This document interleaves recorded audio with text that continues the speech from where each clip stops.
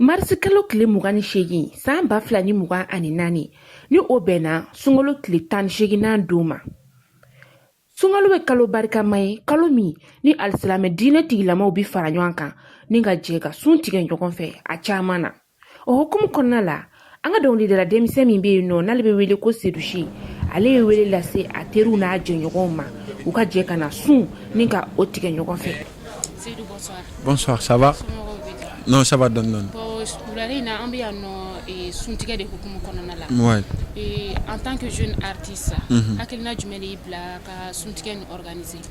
Bon, d'orete, juste pour que on se ga nyana film bonyona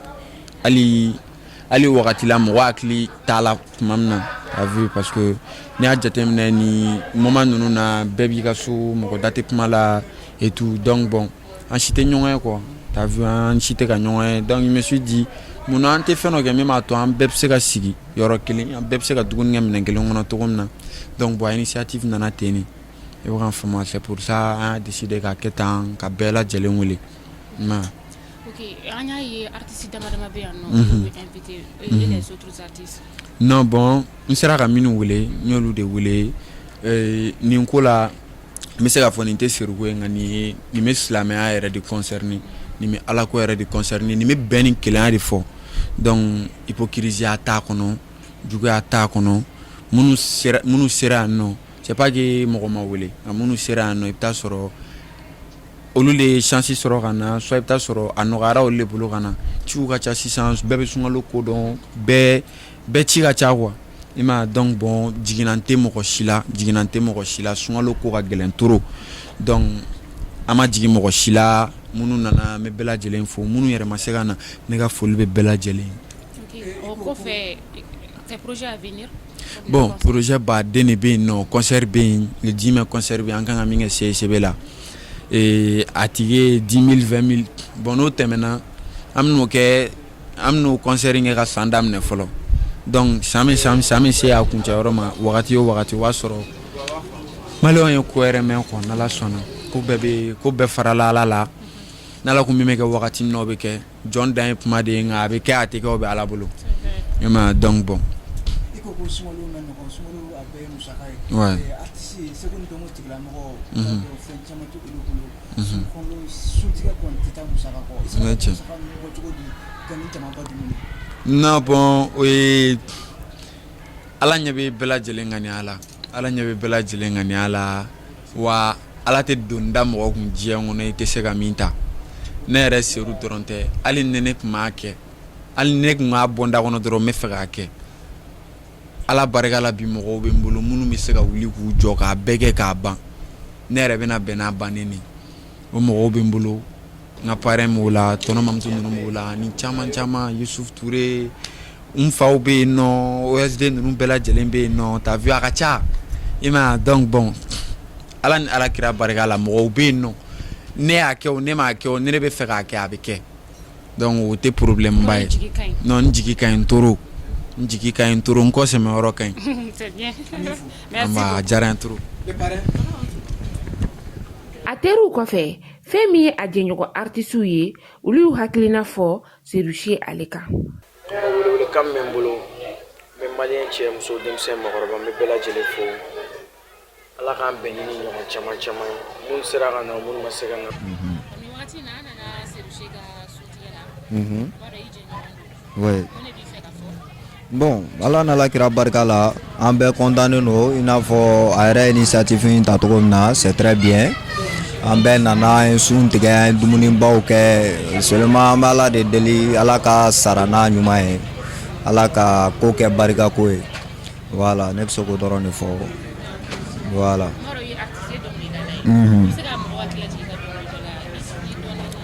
Bon problème t'a la je suis désolé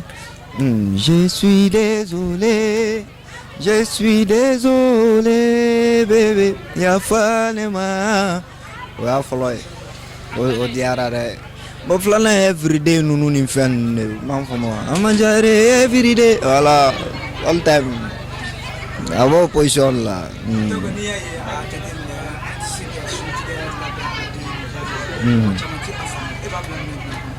Bon, ne bɛ se ka nin bila minɛn min kɔnɔ dɔrɔn ne bɛ nin bila Ala ka minɛn de kɔnɔ parce que alhamdulillah rabil alamin artiste ka nin ko sugu ninnu kɛ vraiment c'est très rare mais n'a kɛra fana a ka ɲi ka faamuya a kɛbaga y'a kɛ quoi i mana kɛ artiste ye cogo cogo i ye hadamaden de ye tu vois non donc alhamdulillah rabil alamin an bɛ se k'o dɔrɔn de fɔ. Voilà. Seydou Cheikh ka parrain ni o y'a ka denfa ye Mamutu ale fana ye hakilina caman fɔ Seydou Cheikh kan. Tonton Mamutu en tant que parrain de Seydou Cheikh mun de b'i bolo k'a fɔ bi suntigɛ in na? Bon en tant que parrain de Seydou Cheikh père de Seydou Cheikh min bɛ n bolo k'a fɔ suntigɛ in na an denkɛ a ye nin initiative in ta vraiment a diyara ne yɛrɛ ye a bonyana ma parce que kunu yɛrɛ de ye kunasini yɛrɛ de ye e y'a fɔ cogoya min na a ye a fɔ ne ɲɛna donc ko suntigɛ bɛ yen bi y'a sɔrɔ kunu taara kɛ ne fɛ yen donc k'u b'a kɛ yan bi donc n ko problème t'a la an bɛ an ka jɛ k'a kɛ ɲɔgɔn fɛ a y'a yira n'a ka fanu a ka d'a ye a ka nin ko in kɛ donc a kɔni y'a fɔ ne nana vraiment an bɛ dugawu de kɛ san o san a kɛnɛ k'a kɛ san o san a kɛnɛ k'a kɛ a y'a fɔ cogoya min na a y'a kɛ a ma kɛ n'a ko ka kɛ a bɛ kɛ voilà bon hakilina min bɛ n bolo ka ɲɛsin artiste tɔw ma mɔgɔ tɔw ma alors diɲɛlatigɛ ma nɔgɔn diɲɛlatigɛ ko ma nɔgɔn wagati bɛɛ n'a kumaw de don n bɛ min kɔni f'u ye bɛɛ ka courage ta nin n'a ɲɔgɔnnaw ni bɛɛ ye courage ta bɛɛ kɛra mɔgɔ ɲɛnɛma ye donc ko bɛɛ b'a kɔnɔ quoi n b'o dɔrɔn de fɔ bɛɛ ka courage ta bɛɛ ka baara kɛ bɛɛ ka courage ta donc don bɛ na n'i ka don sera don min na a bɛ na n b'o dɔrɔn de hakilina fɔ bɛɛ ye. Voilà. Ok, j'ai une question. Artiste qui est mɔgɔ caman b'a fɔ ko artiste surtout rappeur ye o bɛ nin kɛ caman ti a faamu. E b'a bila minɛ jumɛn kɔnɔ? Ne b'a bila minɛ min kɔnɔ a ye nin mun kɛ baro artiste rappeur tɛ mɔgɔ tiɲɛ rappeur tɛ surunya mɔgɔ tiɲɛ mɔgɔ ni au contraire rappeur de kan ka nin fɛn sugu ninnu kɛ rappeur de kan ka ladilikan di mɔgɔw ma ka baara ɲɛnɛ ka fɛn ɲɛnɛmaw kɛ ka clash ni ba i n'a fɔ tatapɔ mɔgɔw tun bɛ clash ni fɛnw kɛ cogoya min na jamana ko la rappeur de kan k'o kɛ ka courage don mɔgɔw la ya donc ni Seydou ye nin hakilina sɔrɔ denmisɛnninya tɛ mɔgɔ tiɲɛ quoi donc an b'a ɲini bɛɛ fɛ bɛɛ k'a ɲini ka kuma bɛ ɲɛ kuma min fɔ kelen don bɛɛ ka ɲɛ quoi n'i ɲɛna fɛn bɛɛ b'a kɔnɔ quoi denmisɛnninw kana pressé bɛɛ n'i ka wagati de don ni min ka wagati sera wagati min na o bɛ kɛ mɔgɔ si kana pressé bɛɛ ka taa dɔɔni dɔɔni anw fɛn fɛn filɛ an bɛɛ y'a daminɛ dɔɔni dɔɔni Seydou yɛrɛ mun filɛ nin ye a sɛgɛnna yan'a ka se bi ma c'est vrai a ye parents sɔrɔ denmisɛnninya la a y'an n'a ɲɔgɔnnaw sɔrɔ k'a dɛmɛ mais o kɔrɔ tɛ k'a fɔ ko tɔw fɛnɛ kana décourager bɛɛ ka baara kɛ bɛɛ ka kɛ mɔgɔ ɲɛnɛma ye bɛɛ bɛna parents sɔrɔ dans les jours à venir a bɛ ten tɔ de.